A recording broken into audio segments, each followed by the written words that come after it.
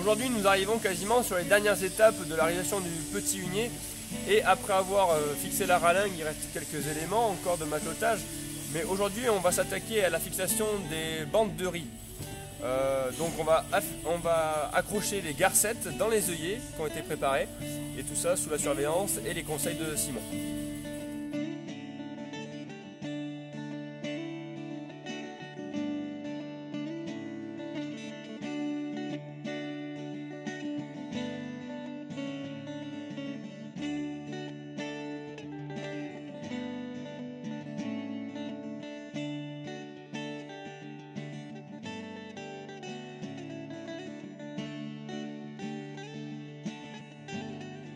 Voilà, et surtout à quoi servent du coup les bandes de riz?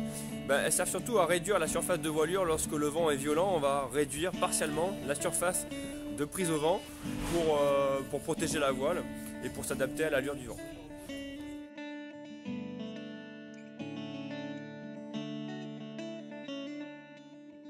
En ce moment, je suis en train de faire une surlure sur une garcette de riz. Et la surlure ressemble à ce qu'on appelle un amarrage plat. Okay. Et donc cette surlure empêchera la garcette, donc la tresse qui la compose, de se défaire. C'est ça?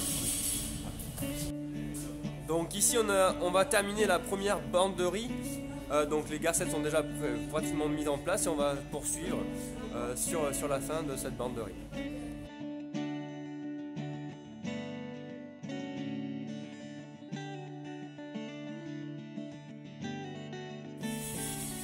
Donc là on va mesurer, on va se mettre au milieu de la garcette. Donc on vient chercher son centre. Hop. Et on commence par un nœud simple, tout simplement. Qui viendra bloquer la garcette dans l'œillet. Donc on la plaque bien au milieu de la garcette. On soude bien. Comme nous disait Simon, lorsque la garcette prendra un premier riz, le nœud aura tendance à diminuer près de moitié son épaisseur. Donc aujourd'hui on le serre bien, pas qu'il façaille pour pas qu'il se défasse tout seul.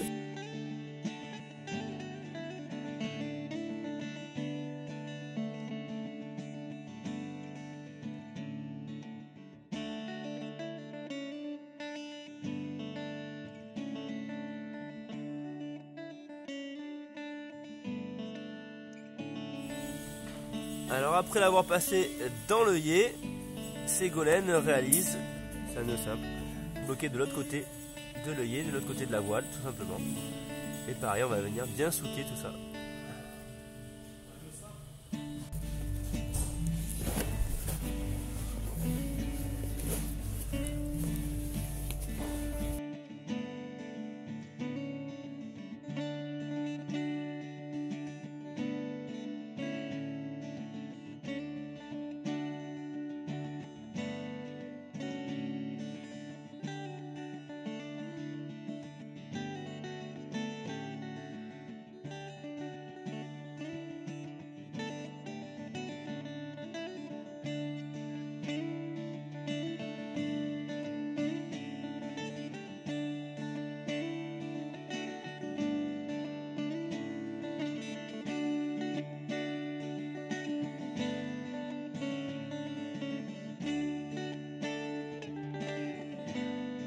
On a deux œillets qui ont été faits sur la même bande de riz. Il va y avoir différents diamètres d'œillets qui sont tous faits à la main. Et on peut constater qu'entre celui-ci et le deuxième, là, il y en a un qui est un peu plus gros puisqu'ils sont tous faits à la main. Ils sont un petit peu de circonférence différentes. Donc ça a été contrôlé par le maître voilier et la maître voilière. Et là, on nous a demandé d'épaissir la garcette. Donc là, on va prendre 4 fils de carré pour élargir la circonférence de la garcette qui aurait tendance à passer à travers l'œil de pie, à travers l'œillet. Et donc pour cela, Marvin va utiliser une aiguille à long chat. Donc on va passer à travers la garcette. Et donc là on passe à travers la tresse au moyen de l'aiguille. Et vu qu'elle a un long chat, on va introduire ensuite le bitor pour pouvoir le faire ressortir par l'entrée.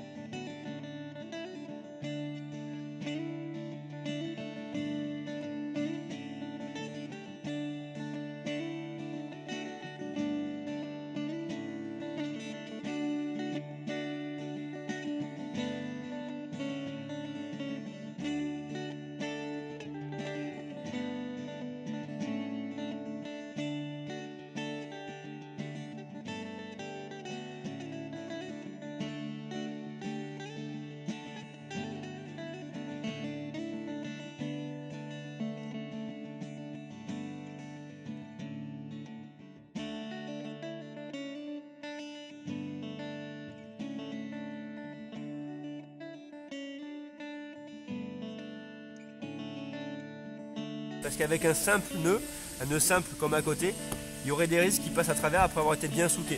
Donc là, Marvin a épaissi la garcette de manière à ce que le nœud soit beaucoup plus gros et risque moins de passer à travers l'œillet.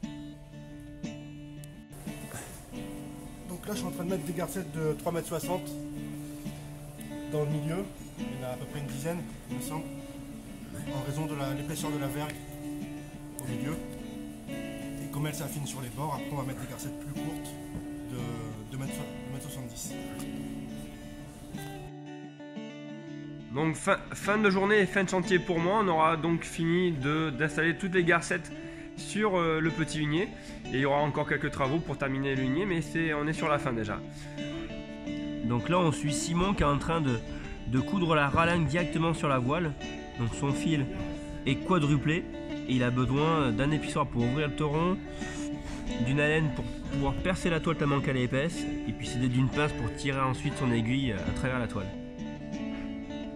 Et même il met de la tension avec une maillotche pour que le fil... Ouais, pas tout le temps, c'est vraiment pour le début.